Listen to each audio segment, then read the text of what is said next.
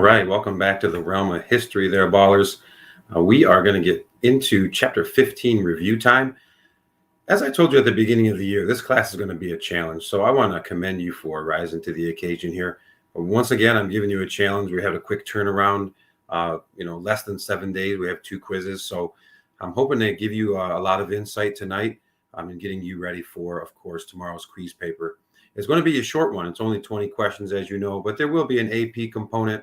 So I'll talk about both of those styles in tonight's live review. I would like to begin with a little bit of an agenda of what we're going to do tonight. It'll be a little bit different. I'll have some key advice here in a second, but I'm going to go over every term, concept, place, and figure. What I would really hope that you do is that you pay really close attention tonight. I think that tonight's is probably going to be one of the more helpful ones as far as like really diagnosing what you need to know for the quiz. I'm trying to give you that help because I understand that you have several assessments tomorrow, so I'm trying to do my due diligence there. Number 3, I will have some AP advice and some preparation tools for getting yourself ready for that AP portion. Once again, I'm giving you a little bit of headway there. I spotted your 4 points. So the low score that you could possibly get on the AP portion is a 4 out of 10. And that's if you don't get any right. If you're not getting any right at this point, something's up. You should, in the multiple choice, be able to do fairly well. I'll go over some of the key pages from the text. And then at the end, I'll open up for some question and answer time. Okay, here's some of my key advice tonight. My key advice is usually similar. You saw a slide there, though, that said, hey, everybody's running the race, but there's only one that's going to win.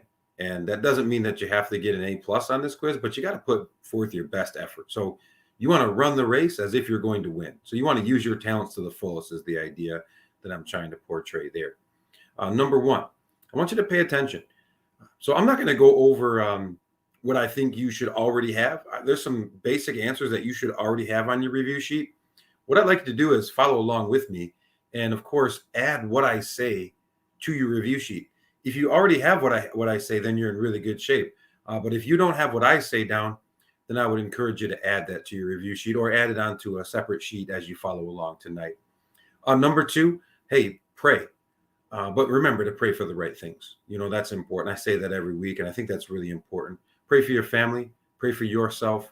Pray for your health. Pray for guidance from the good Lord to use your talents to the fullest. Pray the prayer of gratitude. Say thank you for all the blessings that you have. Of course, utilize your talents to the fullest.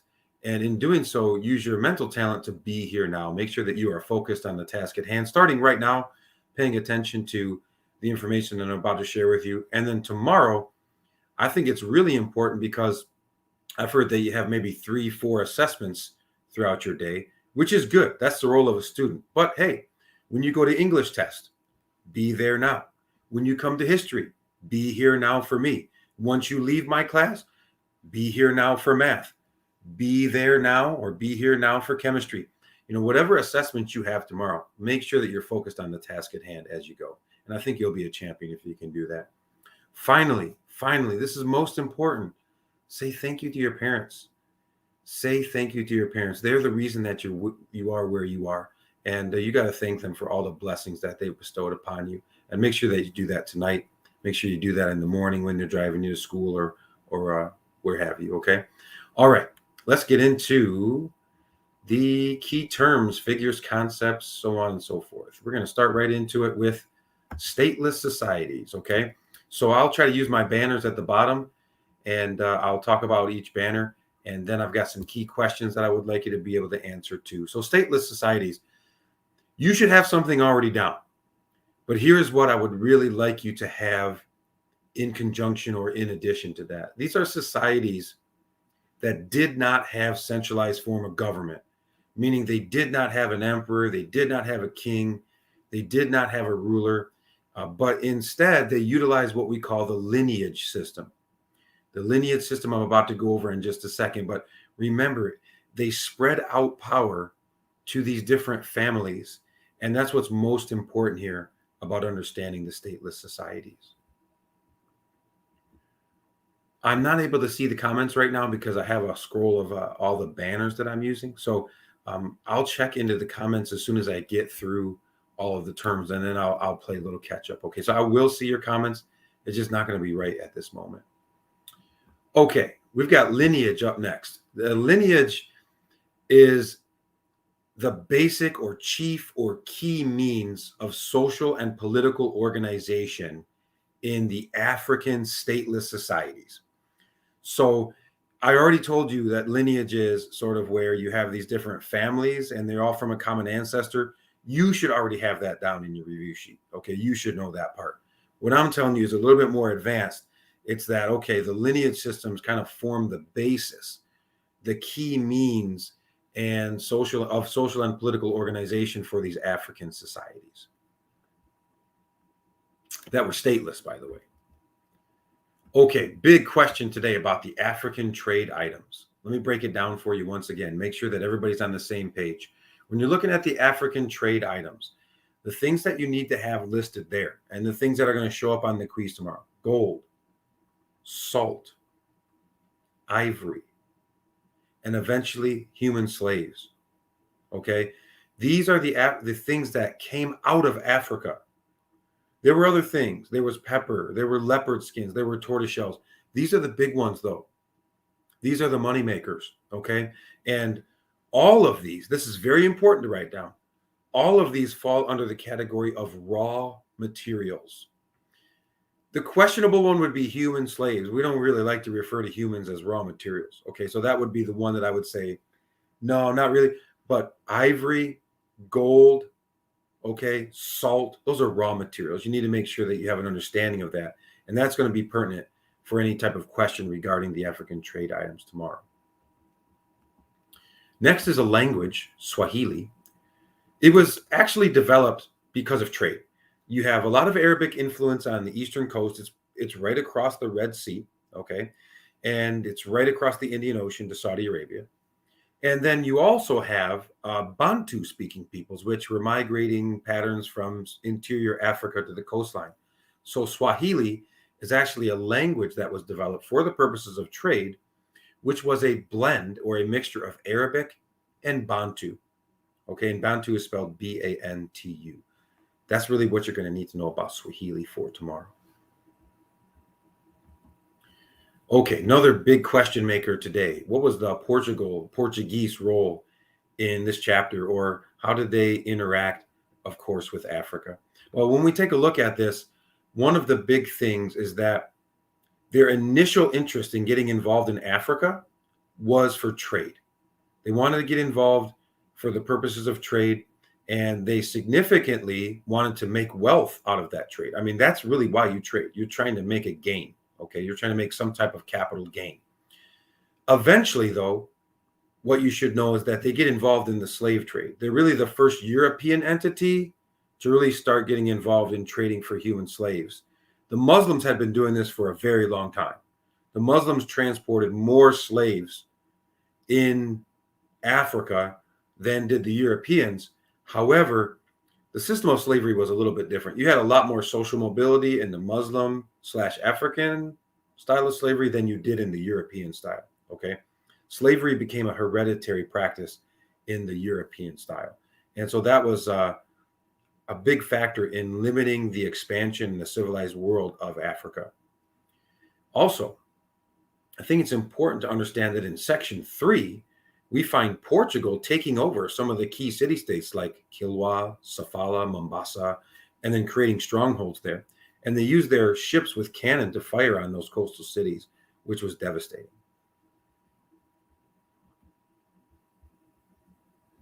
I'm seeing a lot more comments than usual. Is everything okay? I'm going to check real quick.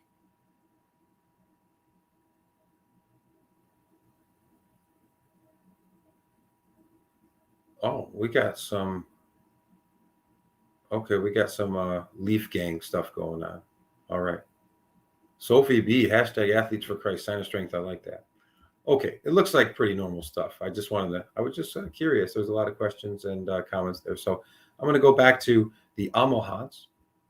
The Almohads were really the more powerful group of the Berbers. The Almohads, though, what you really want to understand about the Almohads, obviously, you know that they were a Muslim group. They followed Ibn Tumart.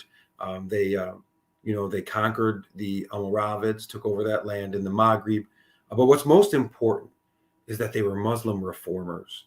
They were trying to make change. They were trying to make people follow the Islamic faith in a more strict way. And that's really why they conquered the Almoravids, okay? So that's one of the things that you really need to know there.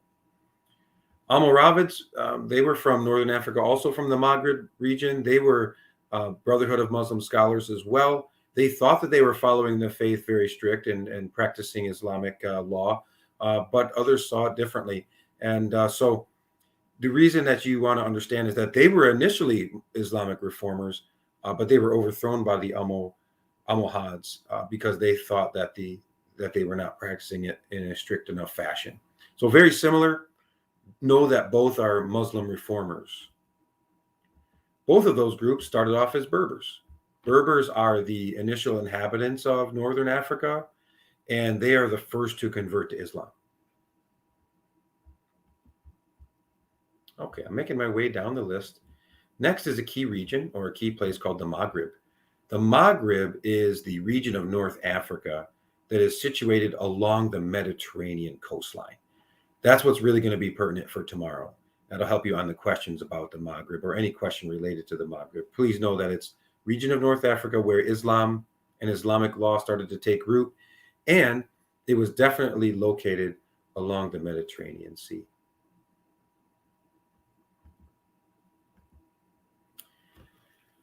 Okay, Ghana. Ghana is one of the first key regions that we looked at in section 2. One of the things that you really want to remember about Ghana is it was involved in trade. Okay, we said the West African societies, all of them had in common trade.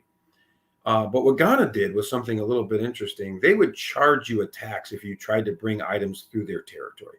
So they kind of put military on their borders, and anybody who was coming into their borderlands would be subject to paying a tax if they were bringing in items for the purposes of trade.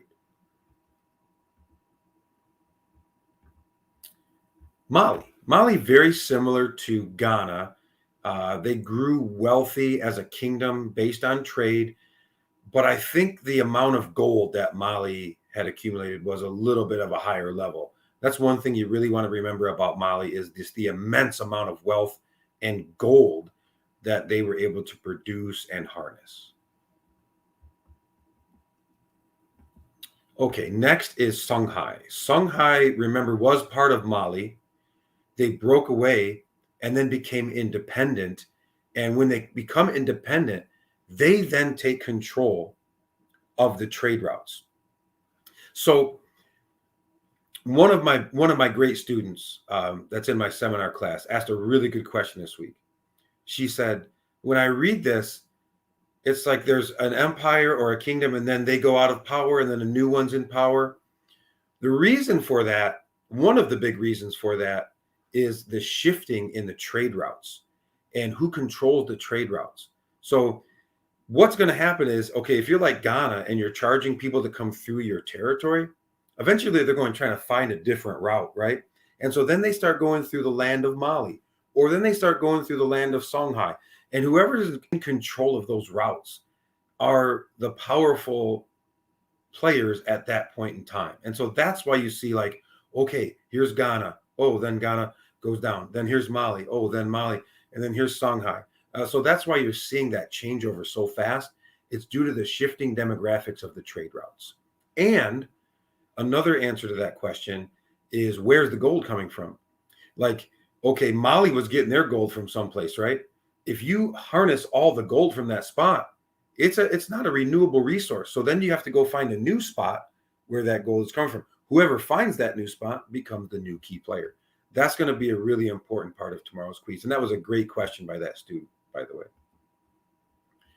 Okay, next is the FA.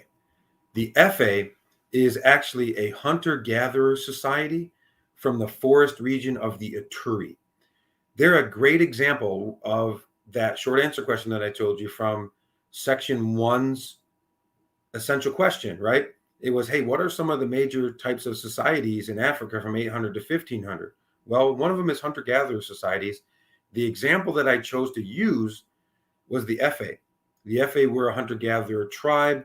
They were a forest society, so they survived on hunting and gathering, and they were nomadic. Those are some of the key things you want to know there. Okay, now we're going to talk about some key figures, some key people here, some key ballers, maybe a few key ballerinas in there. Sundiata. What I want you to know about Sundiata is pretty simple. You should have some things down on your review sheet. You know what I gave you in the notes. You know that you were assigned the reading. But in a key big picture idea, Sundiata was Mali's first great leader. And in Mali, they called their great leaders, they called them Mansas. Okay, so don't be confused. Don't think that Mansa Musa was the first, the only key leader. Sundiata was the first key leader of Mali. Mansa Musa, probably the most influential, though. Mansa Musa was the most famous ruler of Mali. He ruled from 1312 to about 1332, and he is known as one of the wealthiest humans in the history of the world. Very much into gold, by the way. Okay, next we're going to shift our focus to Songhai. Sunni Ali was a great military leader of Songhai, and he was known for expanding the empire through military conquest. For example, he conquered Timbuktu. He also conquered a city-state named Janneh, which was the ancient city of Janneh, and he married the queen of Janneh. And so that was something that was kind of a way to solidify his control over that city. Remember, in the Islamic world, you could have up to 4 wives also. So he would conquer an area, marry a key female from it, and then move on. After Sunni Ali, there was actually Sunni Ali's son, who was named Baru Ali, but he was not seen as a very good Muslim role model. So Askia Muhammad actually leads a rebellion to overthrow Sunni Ali's son, and that's how he comes into power. But what you're going to know after that is that Askia Muhammad takes control of the Songhai and actually puts in play one of the only centralized forms of government that we saw. It was under Askia Muhammad that you had a central form of government in Africa, which was very rare. Most of them were stateless, run by lineage systems. Okay, moving on down my list, we're going to talk quickly about the Hausa. Hasa was made up of many different city-states and groups. One of the key things you got to understand is that these groups generally specialized in certain fashions. Like some of them focused on agriculture, as you saw from the video today, which I did post on the weekly agenda also from Heimler. And then some of them focused on military, some of them focused on trade, some of them focused on harnessing gold, so on and so forth. But what ends up happening is eventually they start to have infighting. And that's why they really never became a very strong empire. It's due to the fact that they had infighting between and among the key city-states of the Hausa. Okay, the Yoruba. Yoruba is a smaller group of kingdoms from the same region of West Central Africa, and they are also known for being artists. They were good artists. They made terracotta sculptures and casts, and terracotta is like a form of clay that you can mold into a nice shape, very detailed, and then you put it in a kiln and it hardens. In a similar fashion are the Benin, almost the same area of Niger River region. The Benin is also a kingdom. They're actually most well known for their art. They're most well known for these structures called the Benin bronzes, in which they would form it out of clay, and then they would pour molten or basically liquid brass or copper or bronze inside the mold. And then when that hardened, it dried out, and then they would pull the mold off and you'd have a bronze sculpture or statue. That's what they were most known for. For examples on what these look like, pages 420 and 421 would be a good source of reference there. Okay, now into some of the East Coast city-states. First one, Kilwa, probably the most prominent and most powerful. What I would like to say is that Kilwa was a city-state on the eastern coast of Africa that was very much involved in trade with both the Arabian Peninsula and with merchants from India that were traveling by ship across the Indian Ocean. So it's really important to understand that Kilwa was actually the southernmost city that an Indian trade ship could travel to during the monsoon season. Monsoons happen quite often. These are prevailing winds that prevent ships from getting very far south. So those ships had to stop at Kilwa to keep it safe. When they stop at Kilwa, that means that all trade south of Kilwa, they can't get to the Indian merchants. So they have to bring their goods to Kilwa. If you're Kilwa, you're going to be like, all right, let me tax you. If you want to bring your goods here, we're going to put a tax on it. It's called an import tax. So they tax those goods and then they take control of them. They become extremely wealthy. And a lot of Arabic merchants move to Kilwa so that they can participate in this type of wealth and trade. All right, next is Safala. Safala is another one of those East Coast African city-states. The problem with Safala is it was even further south than Kilwa. So they kind of had to go through Kilwa to trade most of the year. Kilwa eventually is like, why do we need to depend on these guys coming to us? We're just going to go conquer them. So Kilwa goes and takes over Safala so that they could essentially control overseas trade of all of the gold. Instead of being the middleman, let's just take control of the whole route. So eventually Kilwa takes control of Safala. But eventually both Kilwa and Safala were conquered by the Portuguese. So it's kind of a domino effect there. Mombasa is another key city-state from the southern region. They did some trade with Great Zimbabwe, but they are also eventually conquered by Portugal. And Portugal makes strongholds and defensive cities and trading cities and ports in all of these key city-states on the eastern coast. Speaking of Zimbabwe, here's Great Zimbabwe. Great Zimbabwe was one of the greatest controllers of trade routes in the southern interior. If you were trading and you were in the southern interior portion of Africa, your trade was most likely going through the city of Great Zimbabwe. It was a walled city. And one of the things I wanted to remind you is that the book talks about the walls. It says archaeologists don't think that the walls were made for defensive purposes, but rather to show how strong and how civilized they were. I kind of take a little bit of a different route. I think if it's a wall that high, whether or not it was constructed for defensive purposes, it serves a purpose on defense, because you're going to have to overcome that wall to get into the city if you're trying to break in. So I think whether or not they were made for that purpose, they're going to serve that purpose either way. But, if there's a question on this tomorrow on the quiz, I think you want to go with what the book mentions, okay? The book mentions that they're more for show, more to prove strength and civilization. So that would be the first factor for it.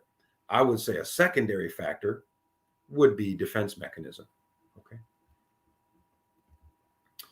Matrilineal and Patrilineal. I went over this in section 1 in the online class, but I'm going to do it again. It's all based on how you trace your ancestry. If it's a matrilineal or matrilineal society, the children are going to trace their ancestry through the mother's side of the family. If it's patrilineal, the children are going to trace their ancestry through the father's side. That's basically, in essence, what that's referring to right there.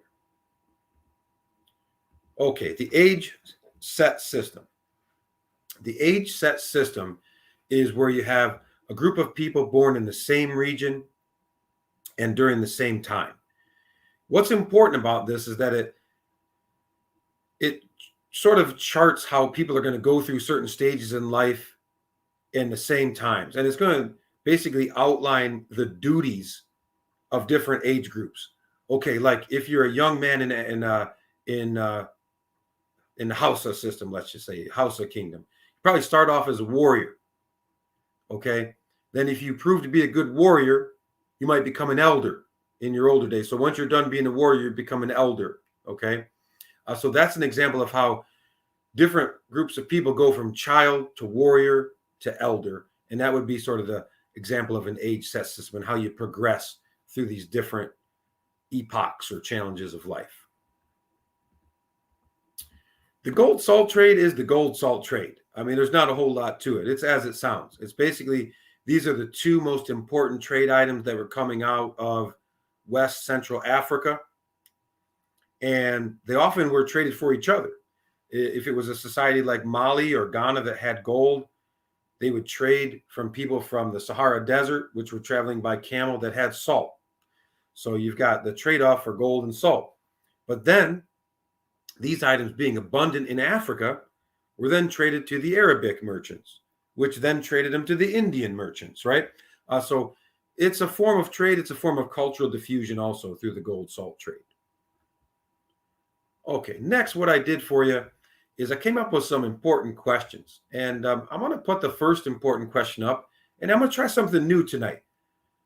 Answer the question in the comments. Let's see if you can get the right answer here. Here's my first important question. Bam. How did stateless societies in Africa solve problems? Yeah, something like that. I'm going to go to the comments, see what pops up.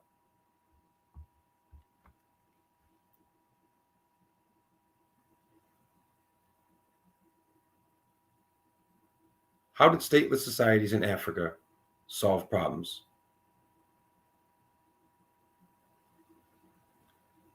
I see E-Buddy's comment that says that Mansa Musa in today's time would be worth about 400 billion. That's a key baller. Very good, E-Buddy. Noah, hey, you're welcome. Anything that I can do to help, let me know. I appreciate you saying that. Here we go. We got some answers. No fighting over ruler being king through the kinship meetings, yes. John C., lengthy discussions with the elders. Came together, have long discussions on problems and solutions. Yes, the answer is long discussions with the elders, but also they come together to hear these problems. They put them on the table, they negotiate, and then they come to a conclusion. Yes, so that's the answer. These long discussions, meetings with the family members, that's how you get your solutions to those problems. Okay, next question. I'll go back to my banners here. Take that one down. Pop the next one up. All right, in the comments, answer this question. Why? This is a hard one. This is a hard one. I want to see who can ball. Now, why did the Hasa Empire fail to build a significantly large empire?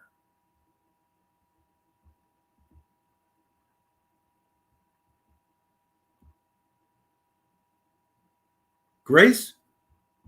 Who is that? What? Grace? Oh, my heart hurts. Oh, my donkeys. How did you do that to my head, and why would you do that? I am so upset. That's a crew. You got the crew for that. That's worse than the eyeball pictures. Holy donkeys.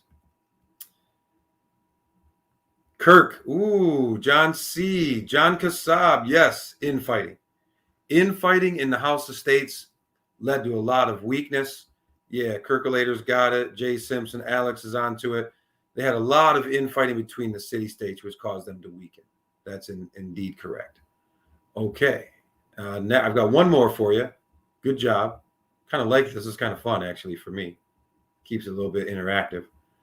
Final question. Why did Kilwa take control of Safala? Why did Kilwa take control of Safala? Grace, you got anything to say about how you distorted me there? Boy, that is just so derogatory. Inspired by Pia. Yeah, that's cultural diffusion right there, but working against the master. I did not teach cultural diffusion to come against me. That's not the way it's supposed to work. Let's see. Some of the comments are saying because Safala was depending on them, Safala didn't want to be the middleman. Not seeing the really key answer just yet. Simpson's close. Simpson's talking about gold, which is close. Yes, they wanted to take, Brett A said they wanted to take full control of the trade of the gold routes to Arabia and, of course, India. What is this? Overthrow Master Lango? Grace, this is not like you. I am so surprised. That's double crew. That's double. You got double. Starting tomorrow. We do not try to coup d'etat on Mr. Lango. I have not taught you properly then. This is not something to sit in the parking lot over, okay? Wow. Ava got the answer right. Hannah got the answer right also. Good job. Okay. All right. Now, back to the banners. Next order of business. We're going to talk a little AP strategy. We're going to talk a little bit about what's going to be on the AP. So I'm going to go to my AP page. Just give me 1 second. All right, here we go. I'm looking at the AP test right now. I have the AP test right in front of me. I can guarantee you that the MCQ prompt is going to be predicated on the East African coastal cities: Kilwa, Safala, Mombasa. And it's going to be predicated on the following things. Please write these down if you want to be successful on the MCQs tomorrow. The first thing is that these coastal city-states had a lot of interaction with the Arabic culture. Saudi Arabia, the Arabic merchants were living in these cities. And so there's a lot of similarities, I want to tell you. A lot of what we could say long-term continuities that existed in the states that were built in the east coast of Africa. Because of the Arabic influence, a lot of these coastal cities had common similarities or continuities in the way that they were structured and the way that they did business through trade. That's going to be helpful in understanding the connection between the Arabic culture and these East coastal city-states. Second key thing that I want you to focus on in your preparation for the AP portion is that these city-states participated in long-distance trade. They traded all the way to the interior of Africa. They traded all the way to West Africa.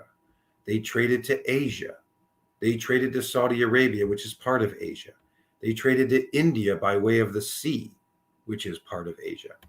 So those are examples of long-distance trade, which formed a connection also within those city-states. Finally, I want to talk about how these city-states, though, still show a little bit of a stateless society, which is an example of the African political practices being mixed and blended with the Arabic influence. So you see in these city-states, you see the lineage system still playing a control. We don't hear about any kings from these city-states, do we? That's because they were still predicated on the old school African way of using a stateless society, using the lineage system, and then eventually mixing and blending with the Muslim cultural society and practices there. If you can sort of know those things and then make sure that you maybe reread your notes from section 3, make sure that you read about griots and the key ideas from, of course, the AMSCO reading, you should be in pretty good shape. You do need to read the prompt. It's going to be about the East Coast cities. But you read the prompt and then remember what I just told you here. Remember what you read in AMSCO. Focus on comprehending and the big picture concepts. And then tomorrow, apply it, right? Use those talents to the fullest tomorrow and apply those skills. Okay, I'm going to check the comments real quick.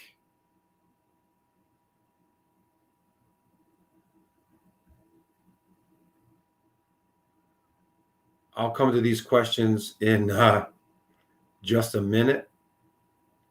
I'll come back to those. But right now, I do want to show you some of the key pages that you'll need to know for tomorrow's quiz. So I'm going to share with you here a couple things.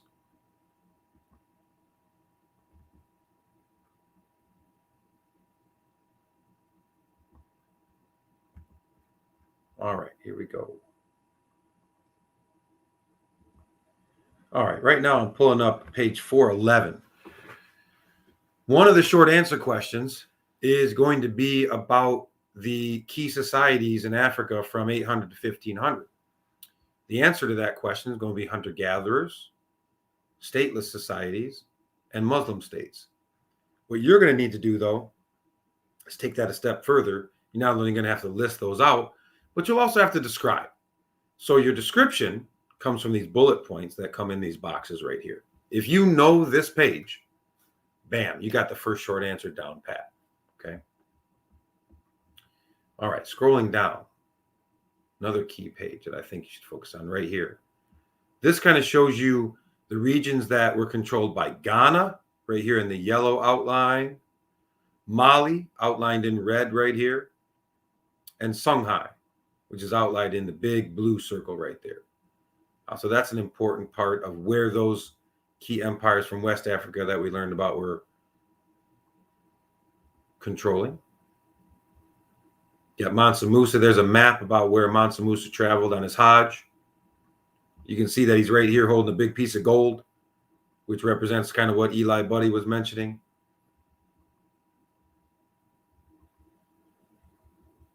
Queen Amina, key female talked about, ruler of the Hausa city-state of Zazzau. Okay. There's a little insert box about her there. Here's some examples of the Benin bronzes that I was telling you about to check on those pages. You can see that they're really artistic folks. This is the wax process. This is how these Benin bronzes were made. That kind of goes through step by step how they were created right there. And then another key map is this one right here. It shows you kind of where those city-states. Here's Kilwa. Down here's Safala. Mombasa's up here. So here's the winds that prevented those ships from getting too far down to the south down here. And so those were during the monsoon seasons. So it impacted trade. Other than that, I think you're in pretty good shape. The last one is going to be the talk about Great Zimbabwe. This is what Great Zimbabwe looked like. It doesn't look like it was all that large of a city. I think there were other walls that have now fallen that were on the outside. Like you can see this one down here in the bottom right corner. So it was much larger and it had layers of walls. But then it also shows you a little bit closer view, like what it looks like on the inside of the city. And you can kind of see the scope of how big these walls were. So for me, yeah, I know that they talked about them being for show. But man, I mean, that's kind of hard to get up over, right? I mean, like if you're trying to attack this city, that's pretty significant. And then if you do climb the first wall, like unless you want to take a big risky jump from this wall to that wall, you're going to fall down in this little gap right here, which I think could also be a defense mechanism. But once again, the book is telling you, and archaeologists say that they were not used primarily as defenses. It doesn't say they weren't used as defenses at all. They're just saying that the primary purpose was not for defense. It says that they were probably built to impress visitors with the strength of Zimbabwe and its rulers. Okay, I'm going to go back and I'm going to stop sharing right now. Go back to the general look right here. And now I'm going to open up for any key questions. So that's where we are at. I'm going to scroll back up, try to do my best to go through some of these major questions. I appreciate all of you being here. I see we have some Leaf Gang or Leaf Leader of the Mask Gang talking some smack, but I think that is that's just Josh Janda with a little bit of a different account. That's all that is. It's case closed on my side of things. All right, we got Zammers in the house. I see that.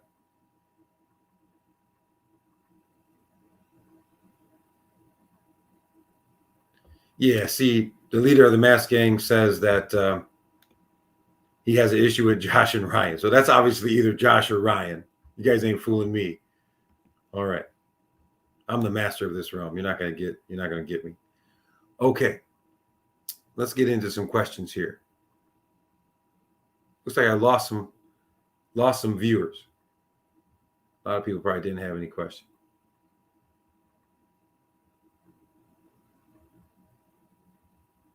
I'm just looking for questions right here. Okay, here we go. Can you give a direct answer to what the West African societies had in common? Sure, Sophie B. That's a key baller question. You know that's going to be one of the short answers. So let me give that one to you. That's fair enough. I'm here to answer any question that you have. The West African societies have the following things in common. Number one, they're based on trade. Number two, they had a big influence by gold. Gold was a huge part of their economy. And the third commonality or third common theme that I would say you want to have down is that they were all influenced by the Islamic traders and merchants. So they had a big Islamic influence in all of those key societies in West Africa. Good question.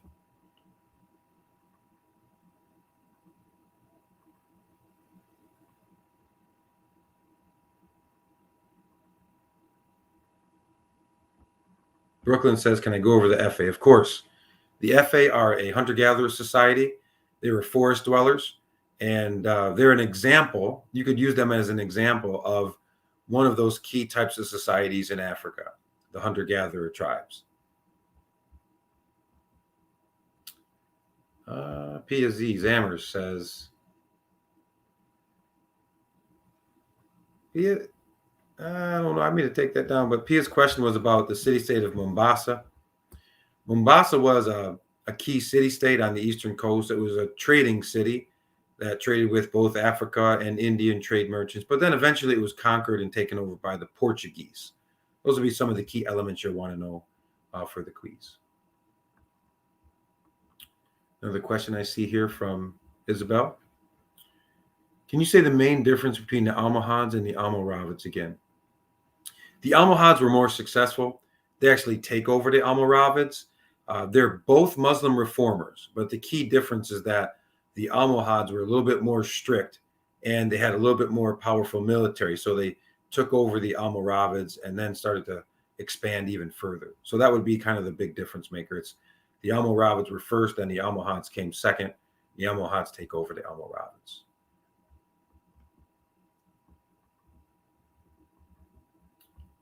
Hasa. Ooh, is that Johnny K? Ooh, that's a good picture war right there. Jacob D, 4K right there. Ooh. All right. What we got here is we got the Hausa. What I would say about the Hausa, what I said is that they were made up of several different city-states, and those different groups had like different specialities. Some of them be based on agriculture, some of them based on military, some of them based on trade, some of them based on metallurgy, which is making metals. And so sometimes they would fight, and that would weaken them. And that's really why they didn't become too powerful of an empire. Johnny K, what page is what, buddy? 411. I think that's the one that has the different societies. That's page 411.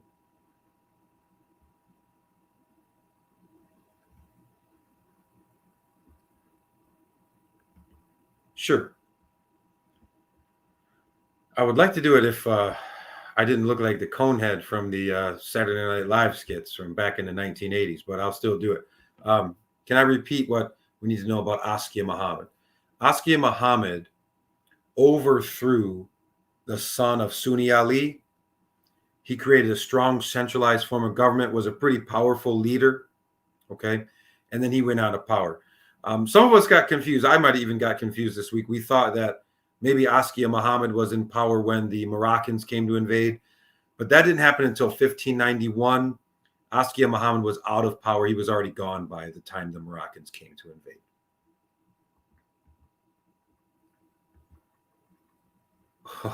Oh, Lacey bringing the heat on Zammers there. This is Queen McZammers. They usually stick together, but we got a little bit of infighting here tonight. Can you repeat the East African coastal cities? Yeah, the East African coastal cities are Kilwa, Safala, and of course, Mombasa. And those three key city-states were very, very influential in trade. They had a lot of Arabic influence. They were eventually conquered by the Portuguese, and the Portuguese put strongholds in there.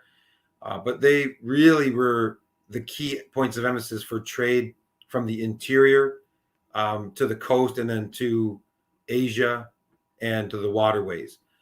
Now, I also said that for the AP part, though, you want to know that they had a lot of continuity. They were very similar because they had both the lineage system, they were stateless societies, and they also had a lot of Arabic influence in each of them. So they really had a lot of similarities there. They participated in long distance trade, and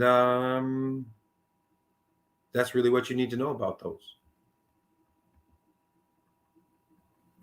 Safala, I kind of just talked about. It was a trading center. It was the southernmost city, so it had to go through Kilwa for trade. Kilwa eventually takes it over, and then it's eventually taken over by the Portuguese in the end. What cities did Portugal take over? That would be Kilwa, that would be Sofala, and that would be Mombasa. The Portuguese tried to take over the Mutapa Empire, but they weren't really successful in that one, if you read properly. Nice picture there. A couple of footballers there. Brett, can I go over the Hausa again? Yeah, the Hausa were made up of several different city-states, and they eventually started some infighting. They kind of specialized in different things, and they really weakened themselves by fighting with each other. So they never really gained too much of a stronghold as an empire. Why did Portugal attack? That one I don't mind. That one's okay, Josh. That's okay. Yeah, that's a funny one. You trying to get me? Okay. Hey, I am the master of the realm. I can just dole out after school crew. I know you like the after school crew, but I'm gonna have to get that pink feather duster, and you have to do the fans. So I've got options. I'm not worried. But why did Portugal attack again? Well, they're attacking because they want total control of the trade routes. The trade routes being controlled by the city states was one thing. Portugal starts to say, oh, we've got the slave trade going. Now, if we can get control of the gold trade and then all the other items coming from interior Africa being sent and shipped off, then we can become a really powerful entity. And so that's one of the reasons why they take over those coastal cities. Page for the first short answer, 411, Johnny K. 411. That's where that map and chart is.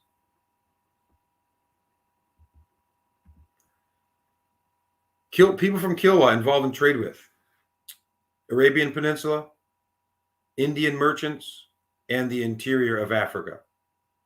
And the southern portion of Africa. Let's add that also. Yeah, he got you, bro. He got you. In 4K, like you guys would say in class.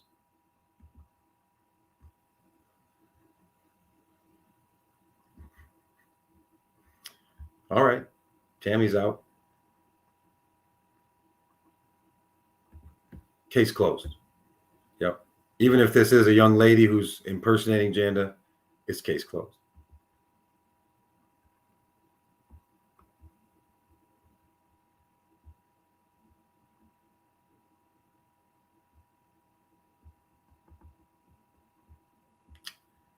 Parker's got a real question. What are the key things that differentiate Kilwa, Safala, and Mombasa?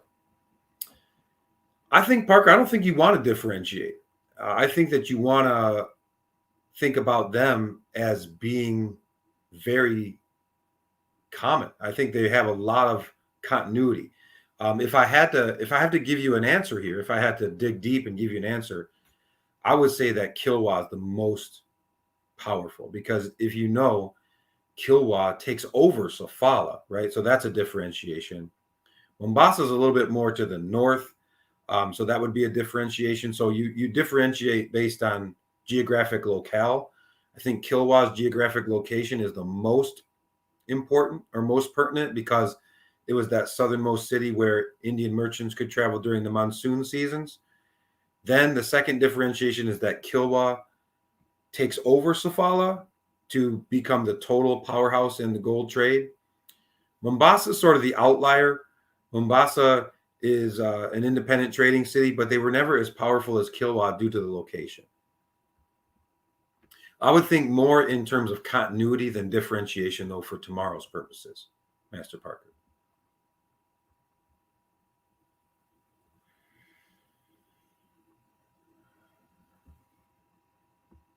What similarities did the city-states have with Arabic culture, and how did the Arabic culture influence them? Language was one thing. The development of Swahili, I think, is one answer to that question, Dominic. I think that you need to take into account the fact that you have Arabic trade items and the expertise of Arabic merchants and the spread of Islam coming from those Arabic merchants. That creates a similarity in these city-states. And I think that's one of the biggest cultural factors that you could take from that question right there. That's one thing that you might want to think about. You remember, you don't have a short answer on this topic. So what you're going to see is going to be in the multiple choice. So it's going to be there for you.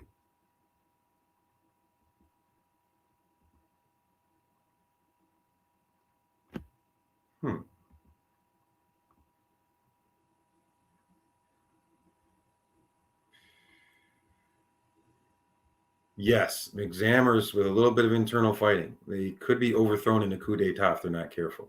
Sophie B, good relation. Sign of strength.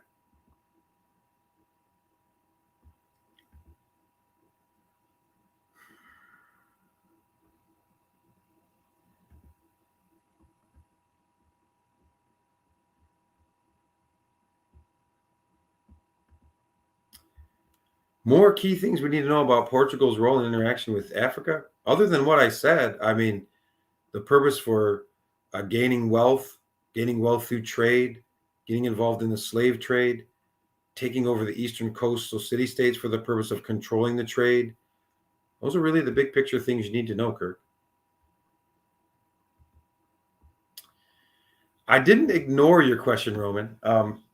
Unfortunately, this doesn't pertain to this chapter. Roman asked me a question about how Christian Ethiopia had sort of an intermixing with the Islamic practices and then some of the more pagan or animistic practices in Africa. And so if you really want to dig deep in this, you look at the animism that's being practiced in Africa, you look at the Islam spreading in, those two faiths, animism and Islam, sort of blended together. Most of that was taking place in West Coast, Western region, so West Central Africa, Southern Central Africa, Northern Africa. Ethiopia is on the other side. So Ethiopia is a Christian stronghold, which is kind of unique because Ethiopia is one of the most Christian regions in the world. They have a lot of Christian strongholds in Ethiopia. So they really don't have much interaction religiously. The interaction is based on trade. There was some interaction based on trade. But as far as like religion, is there some persecution? Was there some fighting, maybe some offshooting fighting from the Crusades? Yes. But most of their interaction would be based on trade. So it's really just not a part of what we're learning about in this chapter. That's all, Master Roman. But hey, I gave you something there, okay?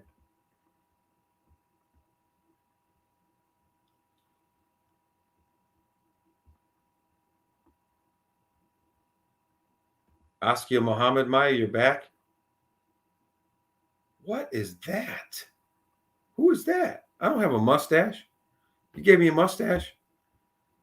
That is so rude. Such derogatory and antagonistic things going on here tonight. All right. I don't know what I did to deserve this. I'm just trying to help out. But it's pretty funny, too. I got to admit. Askia Muhammad basically takes over for the son of Sunni Ali, and then he becomes a pretty strong ruler. He forms a centralized form of government, one of the only ones in the Songhai Empire, and was pretty good at expanding and controlling the Songhai Empire as well.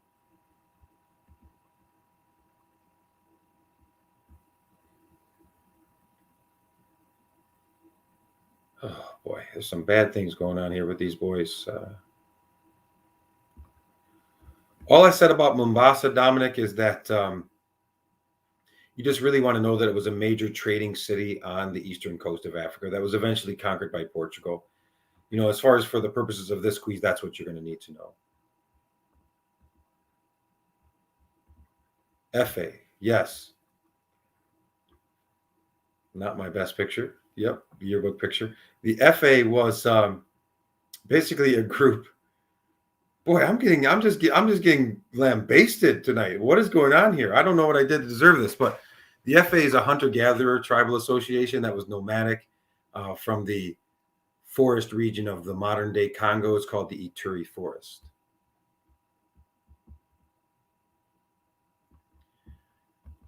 Yes, that's a good one too. The age set system is basically where you have, Brooklyn, a group of people born in the same region around the same time. And so what happens is they kind of go through the stages of life in a similar fashion. So the duties and the ideas of like what a certain age should be going through are very similar in the age set system. Oh, those are Snapchatty filters. Okay, I get it. I don't know much about that stuff. So you're able to like distort people's pictures and stuff. That doesn't seem fair. That doesn't seem fair.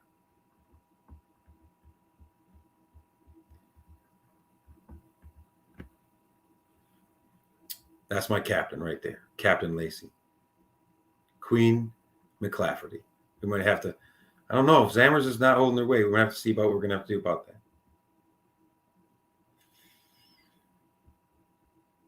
All right. Good night, Master Roman. Okay, Ashton, go take care of that goldfish. Yeah. Have a great night. Okay, final thing that I would like to say is, hey, thanks for joining. I try to be as thorough as possible. I took some heat on the picture wars, which is fine. I'd rather the heat come on me than any of my students. I'd much rather be the person that you're making fun of. I can take it. That's fine with me. It's kind of funny.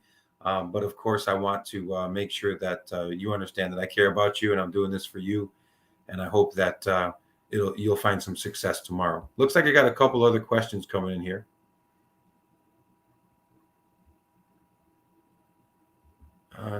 Johnny K, will we need to explain the things that societies have in common? You're not going to have to explain those. You just have to list them. You just have to list those bad boys. Gabby's got a question. What should we know about Swahili? Swahili is a language that was a blend and mixture of Arabic and Bantu. It was developed on the East Coast for the purposes of trade. It helps to facilitate trade. East Coast of Africa, by the way. All right, I'm still looking at questions, if there's any that pop up. I just want to say thank you to all of you for joining. And hey, you got to rise to the occasion tomorrow. You got to meet the challenge. I have a lot of confidence in you, though. I think that this class of AP students is well fortified. So I think that we're going to be in good shape.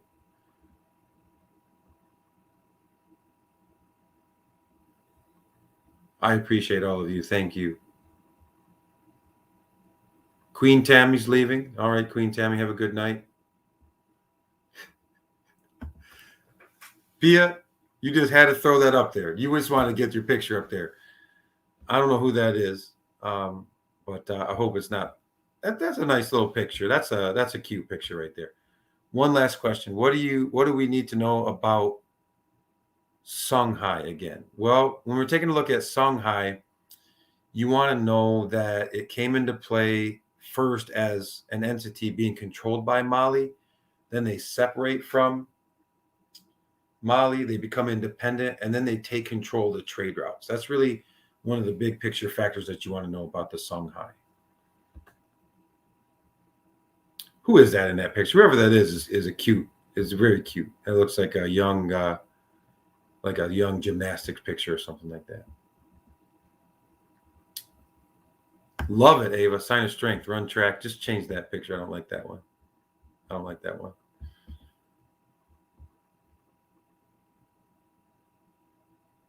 By is I could spell right. Okay. Not sure about that. Also, I am sorry, lentil. I will do better. Okay.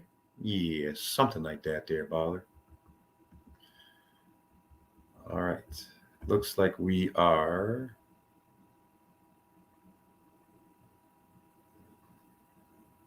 Hold on. There's some new questions that popped in here. How did I miss these? Okay. Got it. Yoruba? Yoruba is one of the later West African societies. And one of the things I said about them is that they were really well known for art. And some of the artwork that they did was terracotta clay work. So that's one of the things that, man, Dominic, you are getting me with the pictures. I would not. That is so mean. That hurts my heart. That just hurts my heart. Good one. You got me. Oh, is that Lacey in the gymnastics? See, I knew that it was a good picture. See what I mean? That's Lacey. Lacey's my captain. She's awesome. I'm looking here.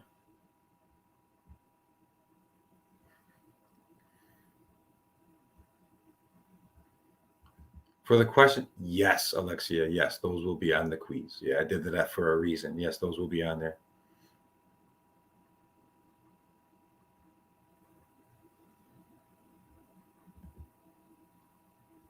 Absolute sign of strength, Grace. Sign of strength.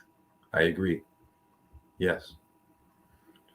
All right. I think that's it. It looks like we got some ballers still on. If there are any other questions or if there's anything that I can do, Josh is asking, is Pia ranked ahead of me and Kirk? Yes. Easy money on that question. P is a queen. Yeah, she's queen. She's Queen Zammers, and then there's Mick Zammers, which is Pia and Lacey. You and Kirk are part of the Leaf gang. And you guys are always messing with the car or outside my window. So, you know, you got to level up you got to level up by not doing those things.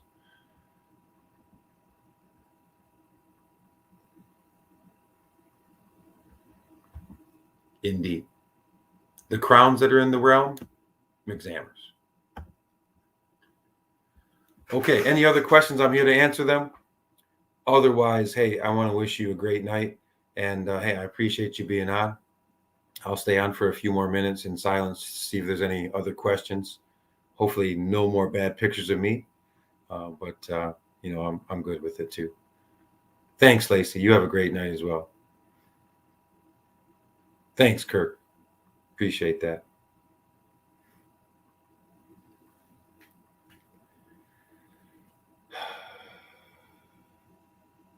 Yeah, Kirk was outside the window doing something today. I know he was. He had a stick, and then the stick ended up on the car. Alex, you're welcome. Thank you. Have a great night.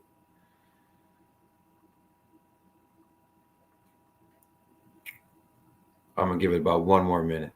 I still see there's 22 ballers on, so that's a sign of strength. I mean, if you want to talk about something other than history, we can talk about it. But if not, have a wonderful night. Good night, Master Kirk. You're a good guy.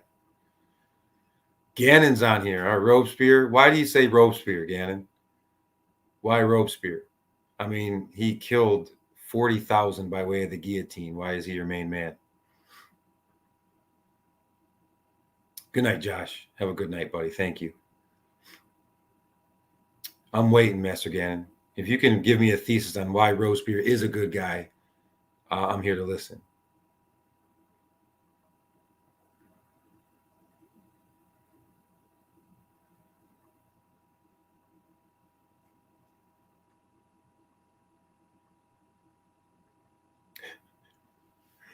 Sophie, I'm not going to touch that one. Sophie, I can't touch that one. I think you know. I think you know. I think you know for sure.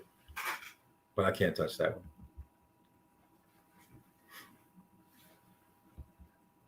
Justin K comes in with, can I define the FA? Yeah, the FA is a hunter-gatherer tribe.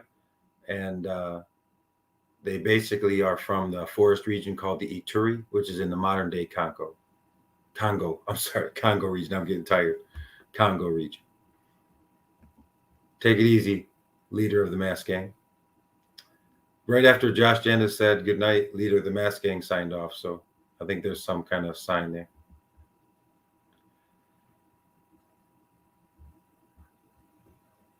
There's still 15 of you on. So if you have any other questions, I'm here to answer them. Otherwise, have a great night. I'm going to stay on for one more minute. I still don't have a thesis. Oh, here it comes. Thesis from Master Gannon. Robespierre is a good guy because he helped promote political cohesion through his use of the guillotine to influence the public opinion, thereby showing characteristics of a strong and powerful man. Okay, let me come back at you with a rebuttal here, Master Gannon. So then if this is the case, why did the directory put him on the guillotine? Good night.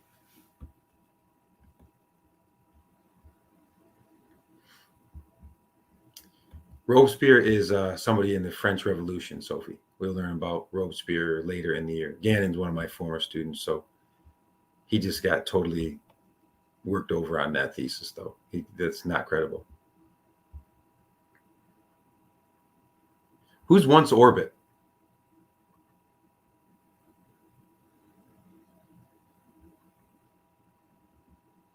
Who is once Orbit?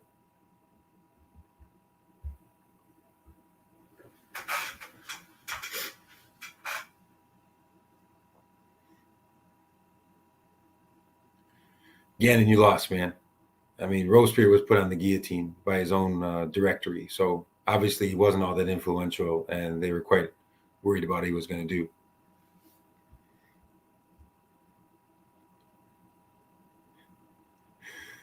You know what, Josh and Sophie? I would host it on this live stream if you guys want to have a presidential debate. I would probably get a lot of viewers out of that. So if you want to set it up, I will host it right here on this live stream. I'll set it up for you. I'll be the moderator. I'll ask the questions, and we can ball out. We can do that. It's getting heated, though. You know what? I think we're going to end this because these two are about to go at it. We might have to make that happen. But listen, let me just say it this way, okay? You're both good leaders. You're obviously both good leaders. You have a lot of respect from your classmates. So I think that you should probably look to work together more so than like get after each other. I think we could accomplish more as a school if you worked together. I think that would be much better.